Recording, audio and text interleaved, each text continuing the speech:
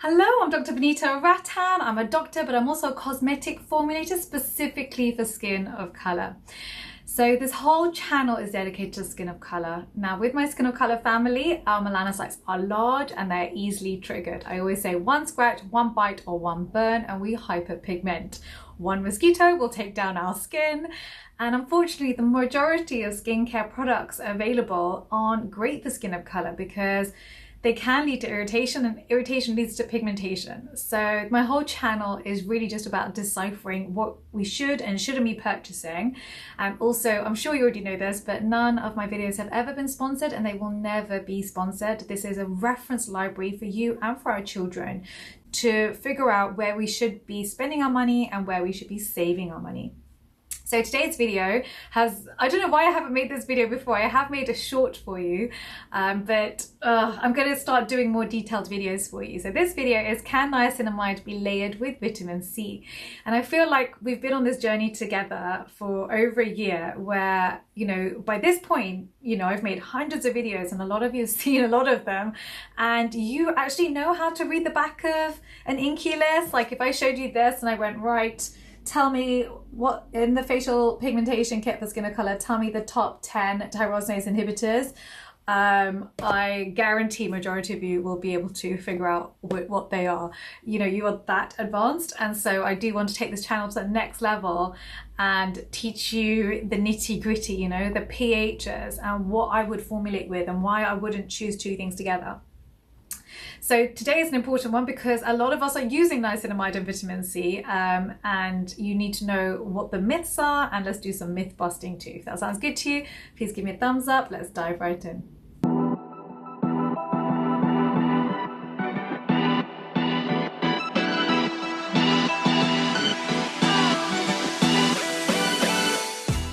Right, so there are two main myths. The first myth is that if you use niacinamide with vitamin C, it reduces the efficacy of both. That's incorrect. And the second myth that's come up is that when you use vitamin C with niacinamide, it converts niacinamide to nicotinic acid, which is very irritating. That is also incorrect because in the settings, that would be true if you're working at high pressure and high temperature, but our cosmetics are not in those environments. You know, our cosmetics tend to be at 25 degrees Celsius in our bathrooms, not under any pressure. So we don't get that conversion. And so that's caused a lot of confusion. Actually, niacinamide and vitamin C work very well together synergistically in the correct form.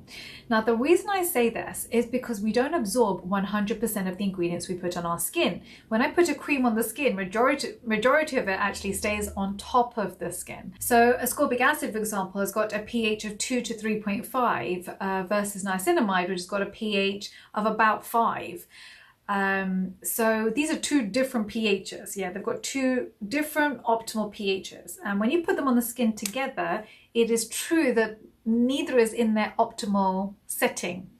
And I just wouldn't recommend it. I wouldn't put those two ingredients into one cream, for example.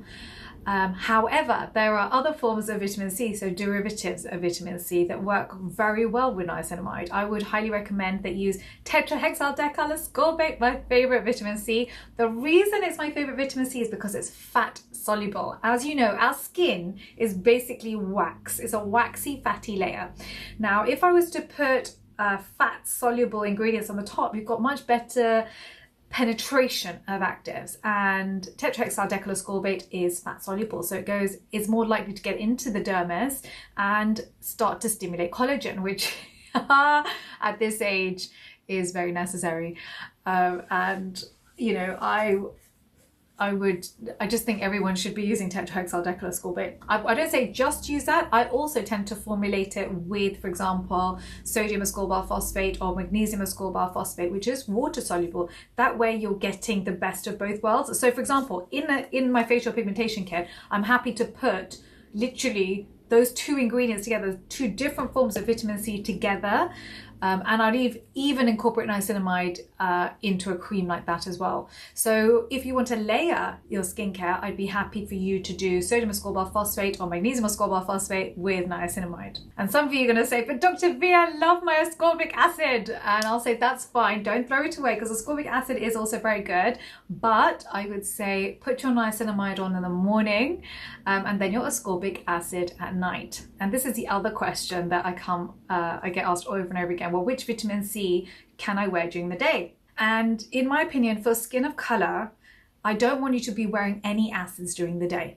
Any acids with a low pH. I'm not talking about hyaluronic acid, which doesn't have a low pH. I'm talking about acids that actually are almost like exfoliators. And ascorbic acid is actually quite a low pH. I would never recommend you put ascorbic acid and then go out into the sun for skin of color. Because for me, I'm always trying to minimize irritation. I'm happy for you to wear it at nighttime when you've got the least amount of triggers. There's no pollution, there's no UV. You're a lot less likely to have any reaction to it. So niacinamide in the morning and then ascorbic acid at night if you really want to wear it. Just so you know, this is a rule for me for all acids with niacinamide. So niacinamide has got a skin neutral pH. And any acids that have a low pH, I wouldn't put it on at the same time as niacinamide. Sorry about that, that's the siren, that's an ambulance going past. Okay, now Dr. V, what are the benefits of wearing niacinamide with vitamin C? Is it worth it? If you're looking for anti-aging and anti-acne or anti-inflammation, these two work really well together, because what you're getting with the niacinamide is you're controlling sebum production, so you're regulating it. You are also mopping up any free radicals with the vitamin C, which is helping with premature aging. And you're also brightening the skin. So if you've had acne, for example, you're likely to have some brown marks, and vitamin C is a very good ingredient to use for that. Again, when you're dealing with brown marks from acne, I do recommend both forms of vitamin C, so tetrahexyldecylascorbate and either sodium ascorbate phosphate or magnesium ascorbate phosphate, because I do want you to be using a water soluble and a fat soluble vitamin C. If you are struggling with your pigmentation for skin of color, don't forget I'm launching Facial Pigmentation Kit for Skin of Color, and in it I've got 10 different tyrosinase inhibitors at the optimal pHs for skin of color, and I've also got both forms of vitamin C in it, and you can purchase it from the link below, which is Skincare by Dr. V. Don't forget, I'm in the comment section for 1 hour at the launch of every single video. Please be here to ask me your questions. Don't forget to follow me on Instagram at the Hyperpigmentation Clinic and Skincare by Dr. V, and on TikTok.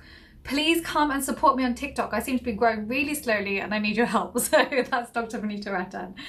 Thank you so much for following, and I can't wait to read your questions.